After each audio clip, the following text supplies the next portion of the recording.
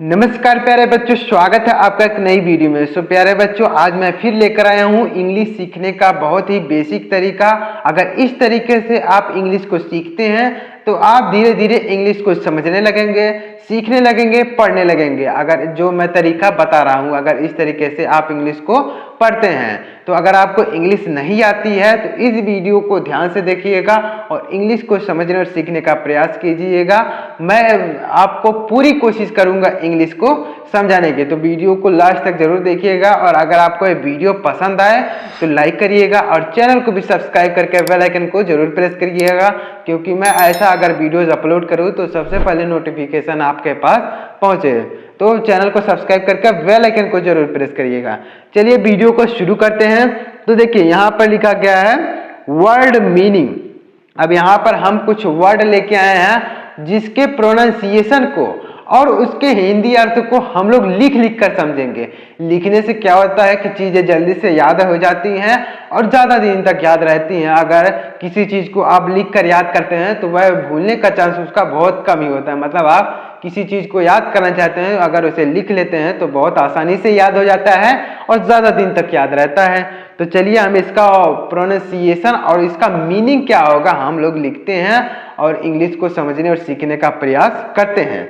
तो चलिए इसको पढ़ते हैं वर्ड मीनिंग। इसको क्या पढ़ते हैं? Word meaning. तो चलिए लिखते हैं वर्ड मीनिंग। इसको पढ़ेंगे वर्ड, WORD। WORD को क्या पढ़ते हैं? वर्ड। MEANING इसको पढ़ते हैं मीनिंग। MEA से हो जाएगा मी, MEA से क्या होता है? मी। MEA से हो जाएगा मी, NI से नी, NI से नी और N से ना और G से गा, तो हो जाएगा meaning. Word meaning, WORD word, MEANING meaning. Word meaning में होता है, क्या होता है? शब्द अर्थ। वर्ड मीनिंग का क्या मतलब होता है? शब्द अर्थ है। शब्द, वर्ड मिस होता है शब्द, मीनिंग मिस होता है अर्थ, यानी शब्द अर्थ। तो हम लोग यहाँ पर कुछ शब्द और अर्थ देखेंगे और उसको अगर आप याद कर लेते हैं तो वह वर्ड जो है बार बार इंग्लिश में यूज होता है। मतलब तो यहाँ पर हम फैमिली से संबंधित कुछ वर्ड्स लेके आए, मतलब जो फैमिली में यूज होता है, जैसे मदर, फादर, अंकल, इस तरीके के जो वर्ड्स होते हैं उनके हम यहाँ पर वर्ड्स लेके आए, उनके प्रोनाउंसिएशन को और उसका हिंदी अर्थ यहाँ पर लिखेंगे। तो चलिए लिखते हैं। तो देखिए सबसे पहले लिखा गया फैमिली। इसको क्या पढ़ते हैं? फैमिली। FAMILY। यफ से फ होता है, यफ से क्या होता है? फ। और ए से होता है आई की मात्रा, MI से हो जाएगा मी और LY से हो जाएगा ली। तो इसको पढ़ते हैं फैमिली। फैमिली, फैमिली में क्या होता है? परिवार। फैमिली में क्या होता है? परिवार। यानी जो जैसे हमारे घर में माता है, पिता है, भाई और बहन जो होते हैं उन सभी को मिला के क्या बनता है? एक परिवार। तो इसको बोलते हैं फैमिली। FAMILY फैमिली में होता है परिवार। FATHER इसको बोलते हैं फादर। FATHER father. FA से हो जाएगा फ और TH से द और ER से हो जाएगा र, फादर। यहाँ पर देखिए FA का मतलब हो गया है फ, लेकिन यहाँ पर इसको फादर नहीं पढ़ेंगे, फादर पढ़ेंगे।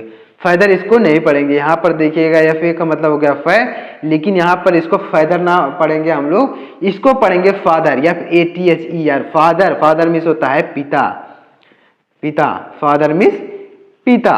FATHER फादर मीन्स होता है पिता। MOTHER इसको बोलते हैं mother. MOTHER mother. Mother, mother इसको बोलते हैं मदर।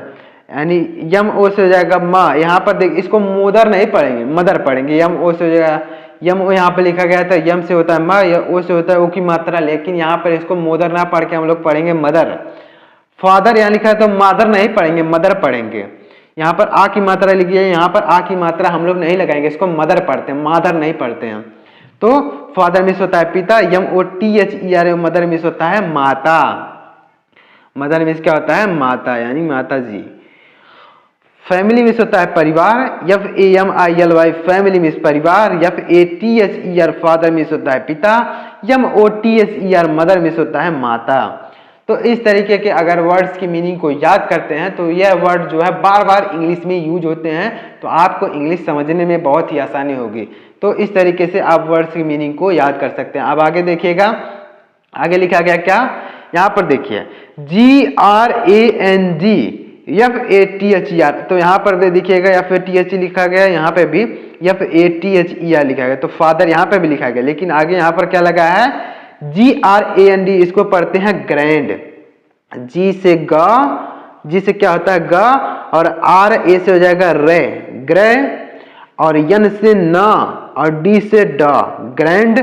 FATHR को क्या पढ़ते हैं फादर, FATHR को पढ़ते हैं फादर, तो यहाँ पर लिख देंगे ग्रैंड फादर, ग्रैंड फादर। अब ग्रैंड फादर का मतलब क्या होता है दादा, ग्रैंडफादर का क्या मतलब होता है दादा, यानी जो हमारे पिताजी के पिताजी होते हैं उनको हम लोग दादा बोलते हैं, तो इंग्लिश में उनको क्या बोलते हैं ग्रैंडफादर, ग्रैंडफादर। अब देखिएगा यहाँ पर भी लिखा गया ग्रैंड, MOTHAL, यहाँ पर लिखा गया मदर मीन्स होता है माता, तो यहाँ पर लिखा गया ग्रैंड मदर। अब ग्रैंड मदर का क्या मतलब होता है, तो इसको क्या लिखते हैं, जी से हो जाएगा ग, और RA से हो जाएगा आई की मात्रा, ग्रे, और N से ना, और D से ड, MOTHER क्या हो जाएगा मदर, ग्रैंड मदर। तो ग्रैंड मदर का मतलब होता है दादी, ग्रैंड मदर का क्या मतलब होता है दादी, यानी हमारे पिताजी की माँ को क्या बोलते हैं दादी, grand mother. Grand mother means होता है दादी, मदर मीन्स होता है माता, और ग्रैंड मदर मीन्स होता है दादी। तो GRAND, ग्रैंड फादर मीन्स होता है दादा, GRANDMOTHER ग्रैंड मदर मीन्स होता है दादी, ग्रैंड फादर, ग्रैंड मदर। अब आगे देखिएगा, उम्मीद करता हूँ इतना आपको अच्छी तरीके से समझ में आ रहा होगा। अगर आपको कुछ भी ना समझ में आए तो कमेंट जरूर करिएगा। GRAND ग्रैंड, SON, इसको क्या पढ़ते हैं GRAND, यहाँ देखिएगा ग्रैंड लिखा गया है, यहाँ पर भी ग्रैंड लिखा गया है, यहाँ भी ग्रैंड है।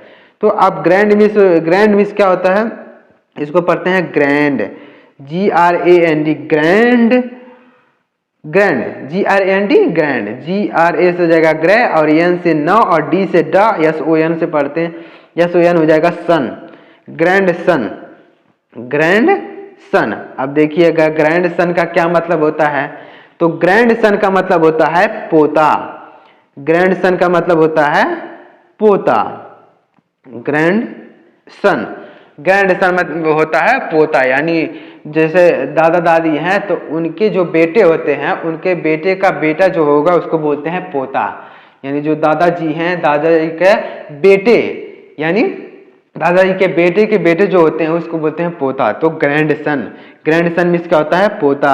अब यहाँ पर लिखा गया है GRAND ग्रैंड, और DAUGSTER लिखा गया, तो इसका क्या मतलब है इसको देखते हैं। तो GRAND से हो जाएगा ग्रैंड, GRAND ग्रैंड, और DAUGSTER, तो इसको बोलते हैं DAU से ड, DAU से ड, और GSTER से हो जाएगा टर, डॉटर, तो ग्रैंड डॉटर, इसको क्या पढ़ते हैं grand daughter. Grand daughter means होता है पोती, यानी ग्रैंड डॉटर मीन्स क्या होता है पोती, यानी पोता और पोती। ग्रैंड सन मीन्स होता है पोता, ग्रैंड डॉटर मीन्स होता है पोती। तो grand daughter, grand son, grand daughter, grand son.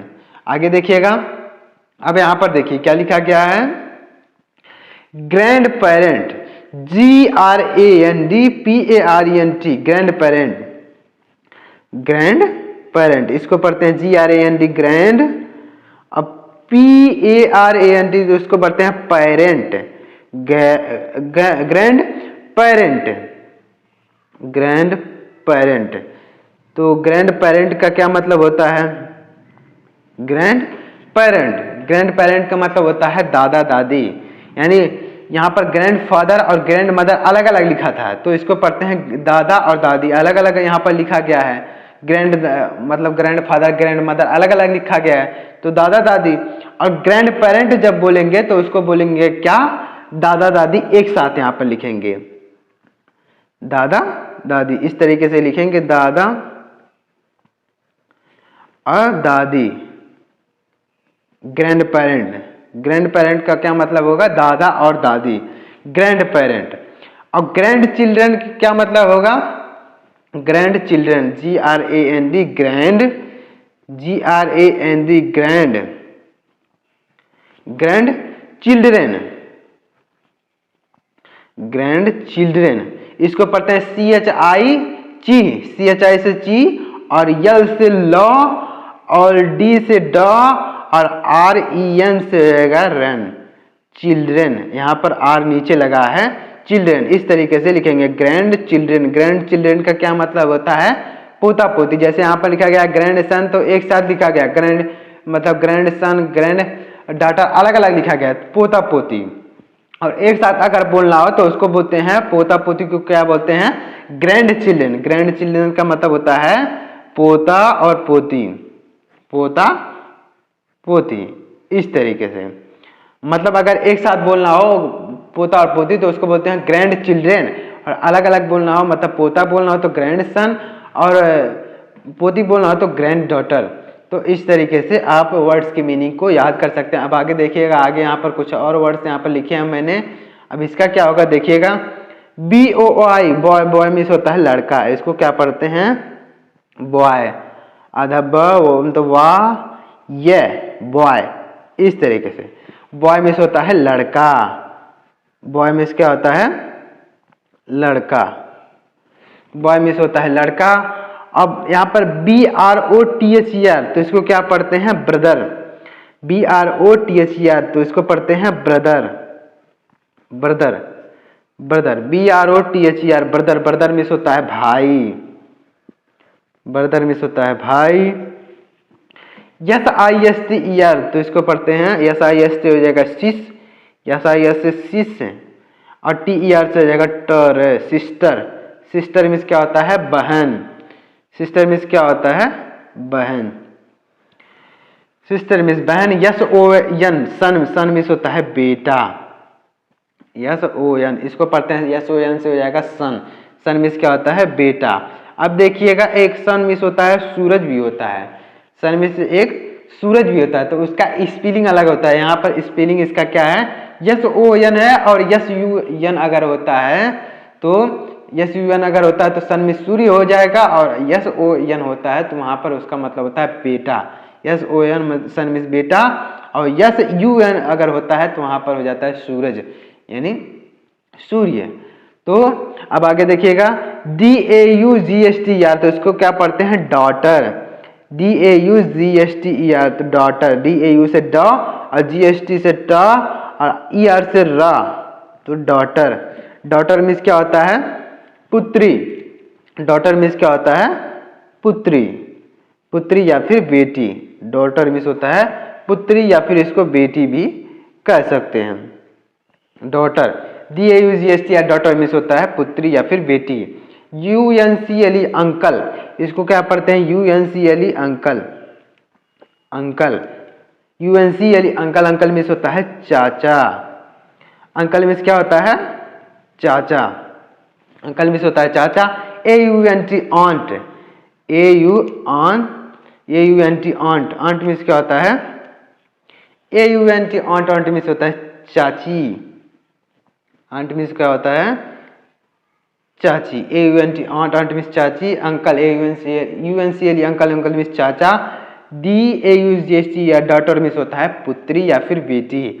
और एक आंट मीन्स चीटी भी होता है, तो उसका स्पेलिंग अलग होता है। ANT अगर होता है, अगर यहाँ पर यू ना होता तो आंट मीन्स हो जाता चीटी, लेकिन यहाँ पर लिखा गया है AUNT, तो इसका मतलब होगा चाची। तो इस तरीके से वर्ड्स की मीनिंग अगर आप याद करते हैं तो आपको अंग्रेजी समझने में बहुत ही आसानी होगी, और धीरे धीरे इसी तरीके से अगर आप इंग्लिश को सीखते जाएंगे तो आप धीरे धीरे इंग्लिश को समझ लेंगे। आपको इंग्लिश पढ़ने आ जाएगा, आपको इंग्लिश समझने आ जाएगा। अगर इसी तरीके से वर्ड्स की मीनिंग को याद करते हैं, उसके प्रोनाउंसिएशन को समझ लेते हैं कि उसे क्या पढ़ना चाहिए, तो आपको बहुत आसानी होगी इंग्लिश को समझने में। और अगर वर्ड्स की मीनिंग एक बार याद कर लेते हैं तो वह हर जगह यूज होता है, मतलब आपको बार बार याद करने की जरूरत नहीं पड़ेगी। जब आप एक बार याद कर लेंगे तो वह हर जगह यूज होगा, तो आपको इंग्लिश समझ में आएगा। तो इस तरीके से वर्ड्स की मीनिंग को याद कर सकते हैं।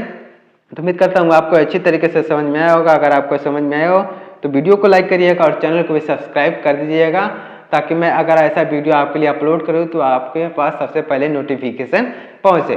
तो अगर आप वीडियो को लाइक जरूर करिएगा। मिलते हैं किसी नए वीडियो में किसी नए टॉपिक के साथ, तब तक के लिए जय हिंद, वंदे मातरम।